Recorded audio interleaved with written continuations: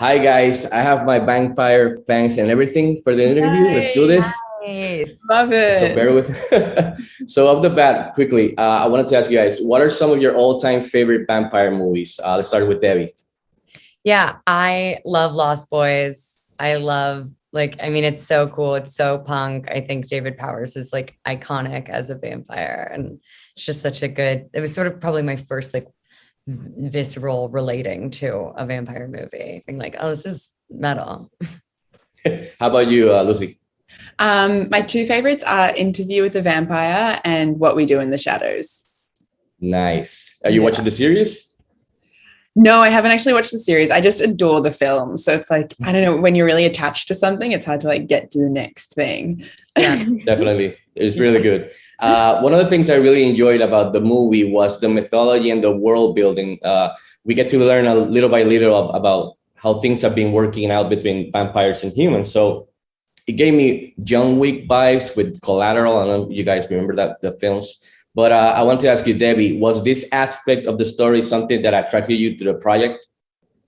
Definitely. I think anytime you go in uh to something that is sort of has its own plays by its own rules, the most important thing is to be able to speak with a filmmaker who understands the rules of the world. And we sort of in so many conversations got to find a lot of those rules of the world and of those stakes, and some of them were scaled back and some of them we leaned into more. But I think it was important for all of us, the screenwriter, Brent, Lucy, myself. George's character doesn't really know them and he's discovering them.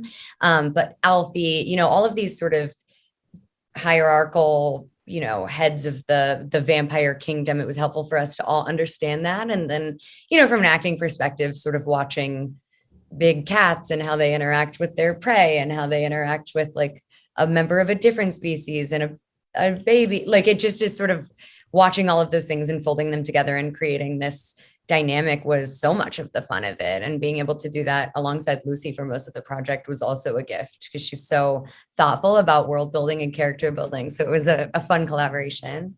Lucy, in the movie, your character Zoe, she's a little bit colder and calculated for various reasons, but still manages to be cool the whole time. So I want to ask you, how much fun was it portraying a vampire with this personality?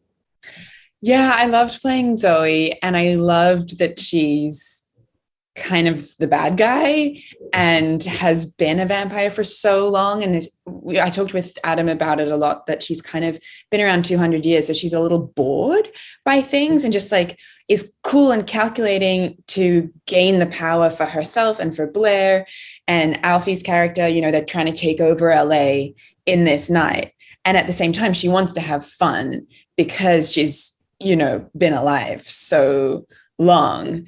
And yeah, it was so much fun playing that dynamic with Debbie, because I feel like Debbie brings out like a playful side of me because we get along so well. So acting together, it was like I could be in Zoe and be super harsh and driven and power hungry. And then just, being with Debbie, I would just want to start playing also.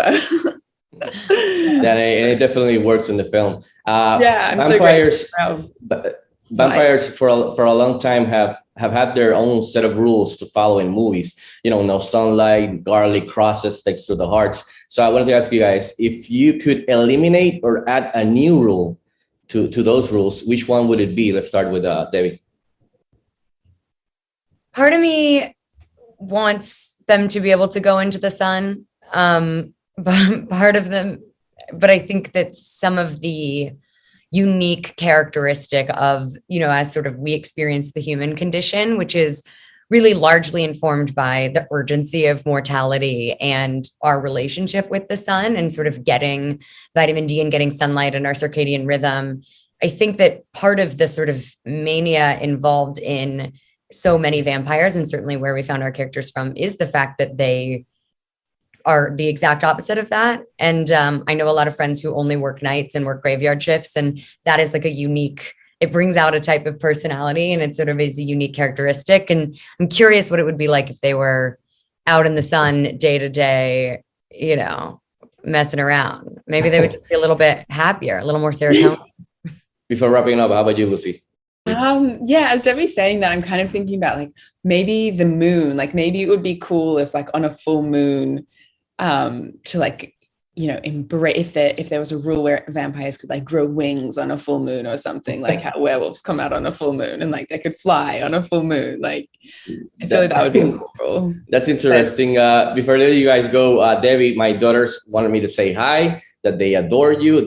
We're obsessed with your show, Jesse. So it's a pleasure to talk to you guys. Oh, tell them I said hey, and thank you so much for watching.